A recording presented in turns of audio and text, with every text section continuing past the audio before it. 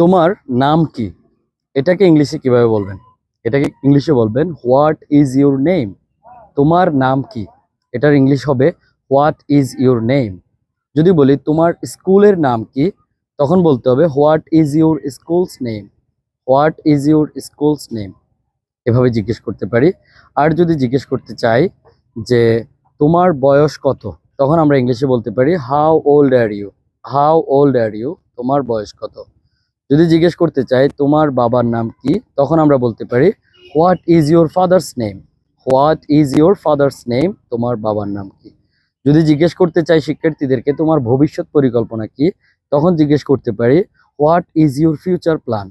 What is your future plan, অর্থাৎ তোমার ভবিষ্যৎ পরিকল্পনা কি। আর একজন শিক্ষার্থীকে যদি জিজ্ঞেস করতে চাই যে তুমি কি একজন শিক্ষার্থী, তখন এটাকে আমরা ইংলিশে কিভাবে বলবো? এটাকে ইংলিশে বলবো are you a student. Are you a student. তো এরপরে ওই শিক্ষার্থীকে যদি জিজ্ঞেস করতে চাই যে তোমার দায়িত্ব কি, so what is your responsibility. What is your responsibility. এভাবে আমরা ইংলিশে অনেক কিছুই জিজ্ঞেস করতে পারি।